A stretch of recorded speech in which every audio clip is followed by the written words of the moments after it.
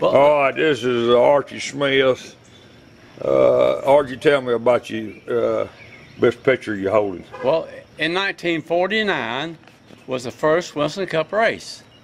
And this is Lee Petty in 49, had a little old wood garage building.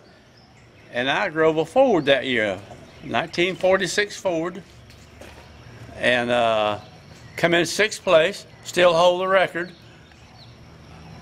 I was the first driver to put a Ford in the top 10, 49. And that was a 46? 46 Ford. Mm-hmm. And in the same year, I was the first one to qualify a Chrysler at Martinsville, Virginia, Dodge product. And you come in the top 10? 9th place. 9th place. In Martinsville. All right, tell me about these cars here you holding the pictures of. That is Lee Petty, number 38. Okay. Turning over, still in the air, and that's my daddy passing him, number 36. Okay, I'm gonna get a little close up there. Okay. And 53 of us started the race in 49. That was at Charlotte. Charlotte. And that was the first. First Winston Cup race. Mm-hmm. I am the only driver living there. I didn't know that until they got ready to open the museum up In Charlotte. In Charlotte. Mm-hmm. And they called me. Well, this wrote me a letter. They wanted me to be a special guest, sign autographs, and I was to get $5 each autograph I signed, but I didn't go. I just, I wasn't interested. So I'm the only. Jim Pascal was the next to the last driver living. I'm the only one living, and he died a couple of years ago. And didn't you tell me a little something when you did go over there to that museum? What happened? Oh, they wanted to charge me $59 to get in. Tell me that story. So I said, well, you just like NASCAR. You're not telling the truth. I said, you advertised the whole week that we could get in for $19. No, free from 4 o'clock to 6. But see, they didn't tell that till you got there, that it was free from 4 to 6. Right. So we started leaving. They called us back and let us in for $19 each. And then who'd you see after you got in? You told me? Chocolate Myers. And what did he tell you? He said, come on back here, I'll get you in cheap. So he got us in for $19 each because I was a former owner driver living that was in the first Winston Cup race in Charlotte. And see, you was part of that Yeah, museum. well, I should have went. Yeah. But see, I had to take time to sign an autograph and talk to everybody, Right. Over and over and over most of the time. But I didn't go, but I did go a couple of months later. But, and tell me about one of these other pictures here. Have you told me about that Lee Petty's garage, little old one bay garage, wood building. Right. Back in 49. And Lee drove Chrysler then, or Plymouth. And that's his car at Yeah. number 42 there too, That's right? number 42, a few years later. Okay. And all right. Wait a minute. Now what is this is Marshall Smith. Marshall, yeah. Yeah, get over here, Marshall. Tell me about the Chrysler 300, how that run. Yeah, I run his 57 Chevrolet. Yeah. Run about 140, 50. About 140. Did he win a lot of races? He did. Did you? Well, I won several. Yeah. Yeah. Did you take them to drag strip, or was that around town? Everywhere, right? Me and him on the drag strip. That's right. That's cool. Well, it's hard to beat the company man. The company man? Yeah. So Marshall's a company man? Yeah. What'd you have, Marshall? He had a Chevrolet back then too, didn't he? Yeah, I had a 56 Chevrolet. 56 Chevrolet. Yeah. Now y'all didn't drive Fords after that NASCAR deal, and at Ford you didn't drive no more Fords much, did you? Not much. We went to Chevrolet. Yeah. Well, how come you didn't pursue that NASCAR deal? You told me the other day or something about that. You said you didn't like the NASCAR as good as drag racing or something. Is that right? Well, at that time I didn't, but Winston Cup's always been my favorite sport. Right. Yeah.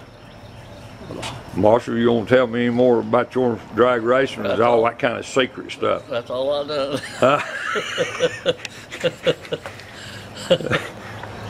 Don't get bashful on me now, boys. Tell me something about Denton.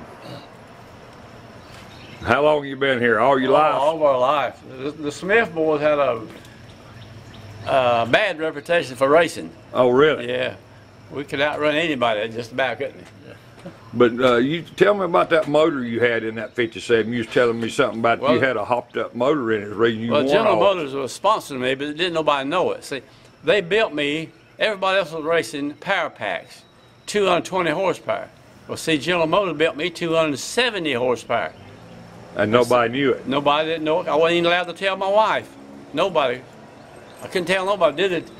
Didn't help me none. So when you went to drag strip, you knew you done won, right? Oh, yeah, yeah.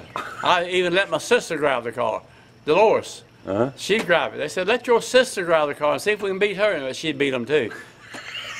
Everywhere we went, well, they remembered that red Chevrolet. Would you ever let Marshall drive it? Oh, yeah, a long time. He did? Did he win with it? Yeah.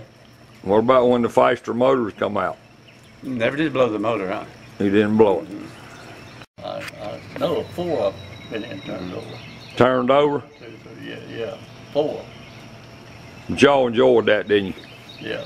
Yeah, we were lucky. Never was hurt, neither one of us. Well, did you ever do any night dragging? What kind? Night drag Oh, racing. yeah, we'll get on number 8, yeah. Yeah. Hot Dog Skeen, a bunch of it. Armin Laughlin, a bunch of us. Yeah. Me and Richard raced to Hugh Ard one day. He had a 50. $5 or 7 or something? No, he had a Lincoln. I think, yeah, it was a Lincoln. And I had a 48 Chrysler. He had a 59 Lincoln. We raced to Hugh Ard back just even about. Coming back up yonder at 49, the road used to be different. On that curve, I got up beside him coming to Denton, coming this way in the curve. Reed's Curve?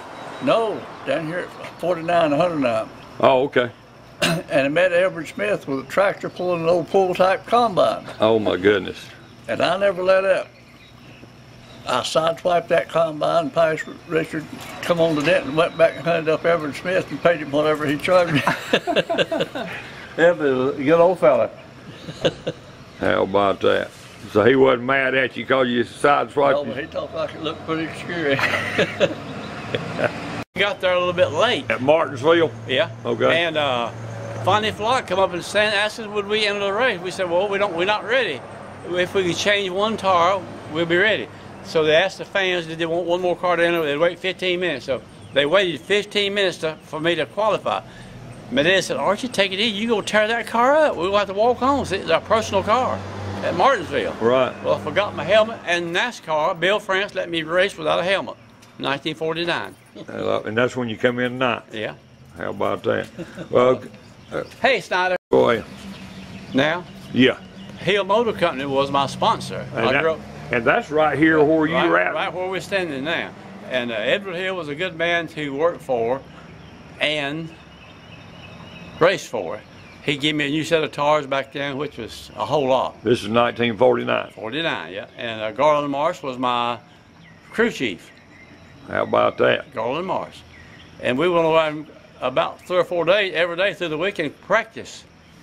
Well, my daddy's car had 7 flat tires. The right front tire blew out 7 times. Wow.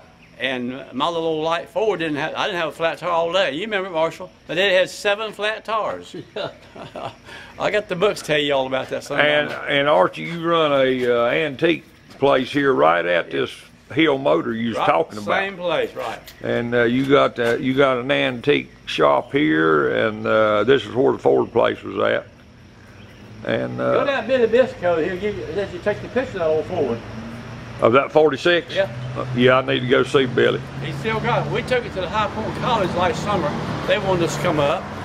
Right. We went to High Point College, and we went to Occoneechee Speedway, same where this is. Right. Last summer. Run around the racetrack several laps. Yeah. Well, that's good. All right. In 1963, 11 of us from Denton was racing at Bowman Grey Stadium.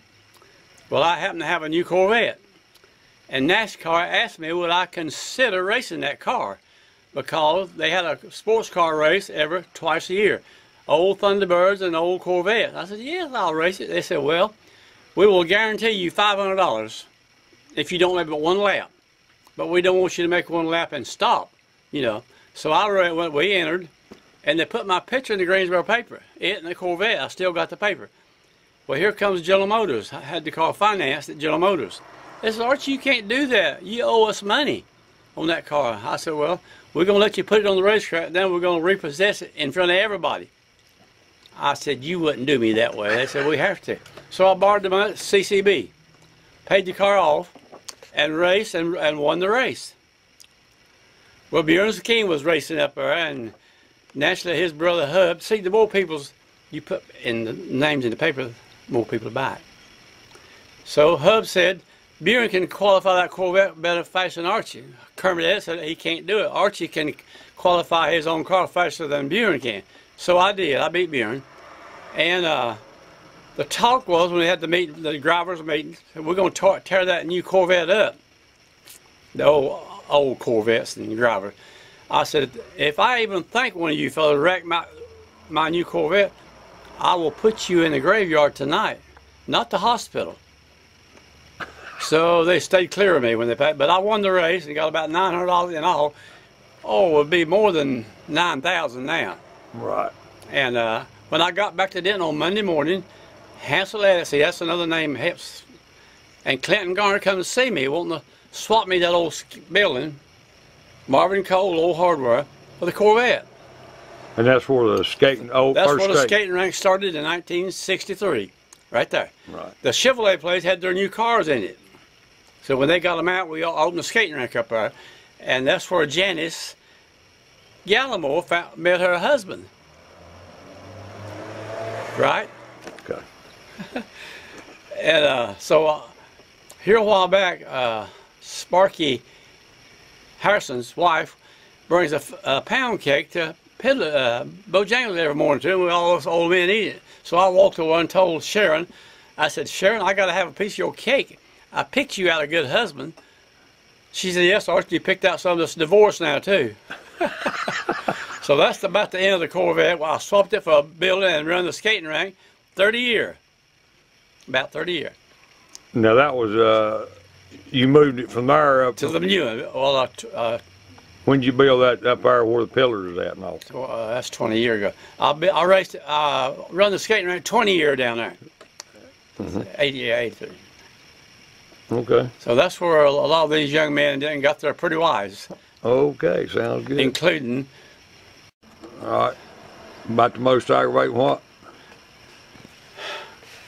One of the most aggravating fellas, but funny also, was Glenn Nash. We went to Daytona several years in a row. One year, it was his time to drive, and he drove an old Ford. And I kept begging him. I said, Glenn, let's get some gas. We're going to run out. We like 3 miles of getting down to Daytona, down the interstate, and run out of gas. Well, he started walking one way, and I started walking the other, and I come to a fence, and I went over the fence, and the man had a broken leg. He said, I will give you that gas in the can there if you can get over the fence. So I did. Well, it wouldn't crank. The starter caught on fire. We turned it some mud. Here comes up a girl along and calls the wrecker for us. No money at all on it. So we pulled it into a service station during the gas shortage. The man at the service station said, I'm not going to work on your car tonight because everybody be wanting gas. Come back in the morning and I'll have it ready. So we had to hire a taxi to take us to the motel. Then come the next morning and take us back to the service station. And well, we finally got it fixed. And we didn't have enough money to get home on. Before the race started, we sold our tickets. Everybody's wanting tickets, you know. Right. And Glenn and myself, we sold our tickets about 2 or 3 times what we'll give for them. And we come back up the road, broke. But he was... What year was this? This was 60s? No, 79 or 80. Oh, maybe that's 1984. Oh, really? Yeah. Okay.